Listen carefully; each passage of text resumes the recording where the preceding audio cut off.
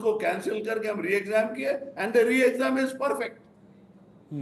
तो ये पूरा वॉश आउट हो जाएगा अगर हम इसी को लेके 6 महीने के बाद 2-4 और केसेस आ गए हैं। There are lots of recruitment, कई जगह ऐसे रिक्रूटमेंट होते हैं 7 साल 8 साल के बाद फिर वो लोग आते हैं नौकरी में। तो आपको क्या लग रहा है संजय सर आप बहुत केसेस हुए हैं। हाँ, आपको इसमें इस वक्त क्या लगता है कि what is the best possible way कि जो जो नीट एस्पिरेंट्स हैं उनके साथ इनजस्टिस ना हो?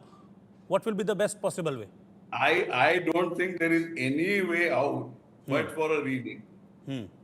वो एस्पिरेंट्स के लिए भी, कंट्री के लिए भी, एनटीए के लिए भी, फेयरनेस के लिए भी, इम्पार्शियलिटी के लिए भी, और ये प्रूव कर देने के लिए कि जहां अगर हुआ थोड़ा सा भी हुआ तो हम खत्म, वो स्टोरी खत्म हम करेंगे। और 24 लाख का एग्जाम अगर सालों साल लेते हैं, ये कोई ऐसा चीज नहीं है जो नहीं हो सकता है। कपिल जी, आपको क्या लगता है इसमें?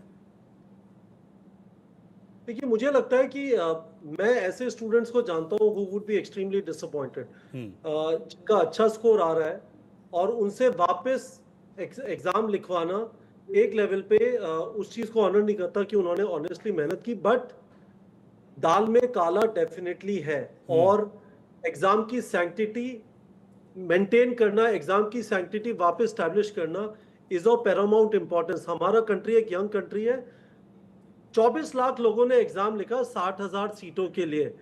एक बार भी बच्चों को यह लगने लग गया कि फिजिक्स, केमिस्ट्री, बायोलॉजी के अलावा और कुछ भी साधन चाहिए सिलेक्शन के लिए, और इस पे विश्वास उठ गया एग्जाम के ऊपर, तो अराजकता हो जाएगी बिल्कुल। तो सैंक्टिटी तो एग्जाम की एस्टैब्लिश होना जरूरी है। अभी एग्जाम की सैंक्टिटी गायब हो गई है।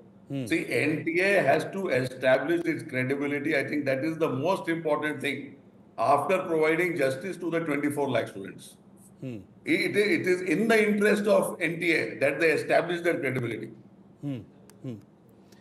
अश्विनी जी, जो कोर्ट में चल रहा है वो अलग है, जो सुप्रीम कोर्ट का डिसीजन होगा वो ऑब्वियसली बात है, सब मान्य होगा, सबको मान्य होगा। और जैसा कि आप कह रहे हैं कि 22 तारीख माइट भी कंक्लूसिव हो सकती है, लेकिन आप इसको कैसे देखते हैं? मतलब इसमें क्या होना चाहिए? जो छात्रों की मांग है कि रीनीट हो। देखिए, बहुत ही रीनीट की मांग करने वाले मेजॉरिटी स्टूडेंट्स नहीं है। याचिकाएं 40 दाखिल हुई हैं, उसमें से कुछ याचिकाओं को आप देखेंगे कि वो जो है इन्वेस्टिगेशन के लिए है मामले में। री एग्जाम की मांग करने वाले, और खास तौर से क्या वो मेरिटोरियस स्टूडेंट्स भी री एग्जाम की मांग कर रहे हैं? क्योंकि आपको यहाँ देखना है कि इस अनलॉफुल मैनर से कितने स्टूडेंट बेनिफिट हुए।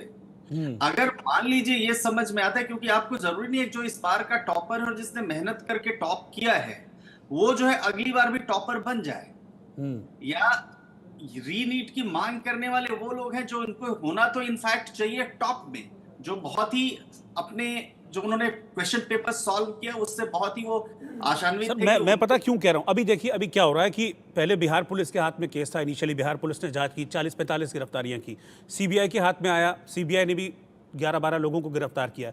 लेकिन जैसे जैसे गिरफ्तारियां होती जा रही हैं, एक एक करके कड़ी आगे बढ़ती जा रही है। आप समझ रहे हैं? कुछ गिरफ्तारियां अभी जैसे संजीव मुखिया नहीं पकड़ा गया है, उसके पकड़े जाने के बाद शायद कुछ और नए एस्टेब्लिशमेंट सामने आए, तो फिर सीबीआई प्रीमियर एजेंसी है। जब सीबीआई इसलिए कि बिहार में सीबीआई सेंट्रल एजेंसी है, और सेंट्रल लेवल पर क्या देश के तमाम हिस्सों में इसके गड़बड़ी के संकेत हैं, वो जांच करने के लिए एक प्रीमियर सेंट्रल एजेंसी को मैटर दिया गया। अब अगर मान लीजिए कि सीबीआई किसी कॉन्क्रीट डिसीजन पर पहुंच के कहती है हाँ साहब पूरे देश भर में इसका इफेक्ट हुआ है, तो रीनीट के अलावा दूसरा ऑप्शन नहीं है। लेकिन सीबीआई अच्छा पकड़ने के साथ साथ there has to be some evidence. किसी को भी पकड़ने के लिए सिर्फ ऐसा नहीं कि भैया आप मुकदमा चल रहा है आइए हम आपको अंदर कर ले, क्योंकि हर एक के पीछे पूरा कॉन्क्रीट एविडेंस उसके पीछे होना चाहिए। अगर मान लीजिए कि इसमें ऐसा लगता है कि कुछ दर्जन लोग ही हैं, ज्यादा लोग नहीं है, और कुछ दर्जन लोग ही इससे बेनिफिट हुए हैं, तो मुझे नहीं लगता कि सुप्रीम कोर्ट रीनीट के लिए जाएगा। लेकिन ऐसा लगता है कि देश के तमाम हिस्सों में जगह जगह पर ये जो है जो क्वेश्चन पेपर है, क्योंकि बाकी जगह से ऐसा नहीं आया है कि ई रिक्शे पर रख करके क्वेश्चन पेपर जा रहा हो, कुछ एक सेंटर्स में आया है। तो वो ये देखना है कि क्या वो वास्तव में जितने विद्यार्थी हैं, जितने भी परीक्षार्थी है, वो सारे परीक्षार्थियों में से उनका मेजॉरिटी लोग, क्योंकि जरूरी नहीं है कि सबके साथ गड़बड़ी हुई हो, और जिनको एब्सोल्यूट नंबर मिला हो तो उनके तो उनका जो राइट है उसको तो वायलेट कर रहे हैं। ये भी तो एक बात है ना, कोर्ट को तो बैलेंस बनाना है, जी। मतलब वन साइडेड नहीं कि भाई कह दिया कि रीनीट करवाना बहुत ही आसान है, एनटीए ये करेगी वो करेगी। कोर्ट को एक बैलेंस स्ट्राइक करना है दोनों उसके बीच में, कि क्या अगर मान लीजिए कि बहुत ज्यादा व्यापक स्तर पर हुआ तो निश्चित तौर पर ये होगा, नहीं तो नहीं होगा। और जो जो लोग उससे फिर बेनिफिटेड होंगे, कुछ ना कुछ तो कोर्ट उसमें एक्सपर्ट कमेटी की पैनल बिठाएगी, एक्सपर्ट्स तो आएंगे, कुछ ना कुछ तो एक्सपर्ट्स होंगे डिफरेंट डिफरेंट फील्ड के, वो बताएंगे, वो रेमेडियल मेजर सजेस्ट करेंगे। लेकिन तो सर उससे सर यही मैं कह रहा हूँ ना, यही तो एस्टेब्लिश नहीं हो पा रहा ना अभी कि कहाँ कहाँ तक जब गया। जब एक बार ई रिक्शे से एक बार निकल गया पेपर, हाँ। तो दूसरे पर ई रिक्शा करने की जरूरत क्या है? कोई भी एक डॉक्यूमेंट को पूरा दुनिया में टर्न अराउंड करने के लिए सोशल मीडिया में 2 घंटे से ज्यादा नहीं लगता है। वो बिल्कुल ठीक है, ये बात वो याचिकाकर्ता की तरफ से आपकी ये प्लीडिंग बिल्कुल सही है, बिल्कुल भी सही है। लेकिन यहाँ पर आपको ये देखना पड़ेगा कि कोर्ट को बैलेंस बनाना है, और कोर्ट को जब बैलेंस बनाना है तो कोर्ट ये जरूर देखेगी कि क्या वो जो ई रिक्शा से पेपर निकला तो क्या वो वहां भी पहुंच गया, सिक्किम में भी पहुंच गया, क्या वो मणिपुर में भी पहुंच गया, क्या वो केरल में भी पहुंच गया उस सेंटर पर, ये भी इसको देखना भी जरूरी है। तो यही बात तो सामने, इसी के लिए तो इन्वेस्टिगेशन की बात हुई है, इसीलिए तो कोर्ट इसकी जांच करवा रहा है डिफरेंट डिफरेंट एक्सपर्ट से। देखिए, जुडिशियल पैरामीटर्स में क्रेडिबिलिटी नहीं आता है, और ह्यूमन पैरामीटर में क्रेडिबिलिटी ही आता है और कुछ नहीं आता है। और अगर मेरे विचार पे छोड़ दिया जाए तो एनटीए तो ये कोर्ट और ये सब को मुद्दा आना ही नहीं चाहिए था, वो पहले ही उसको कैंसिल करके रीनीट करना चाहिए था। और जब बिहार का वो इकोनॉमिक इन्वेस्टिगेशन यूनिट जो भी है, उन्होंने जब 5-6 तारीख जब भी उन्होंने लिखा एनटीए को ना कि आप ये मेरे को प्रोवाइड कीजिए, और जब उनको पता था केस है, केस इन्वेस्टिगेशन चल रहा है, still the results were declared 10 days in advance. हाँ, क्यों, क्या जरूरत था? वो और टाइम ले लेते और सोचते और समझते, 5-10 दिन लेट भी हो जाता, लेकिन एक परफेक्ट अगर रिजल्ट आता by which they should have been confident. और रेड हेरिंग्स बोलते हैं, रेड हेरिंग्स तो दिख ही रहा है ना।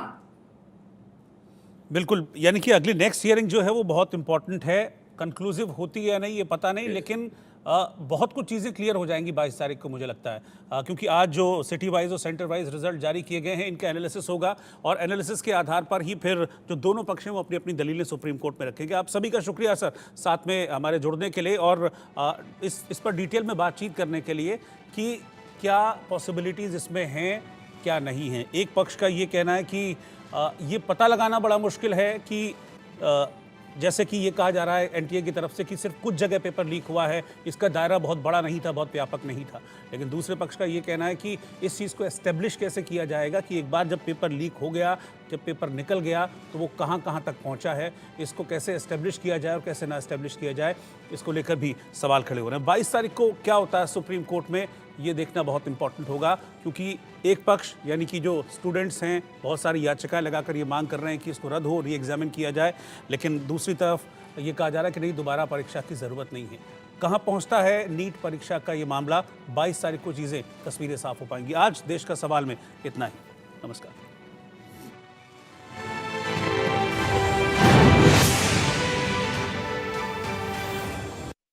तीखी मिर्ची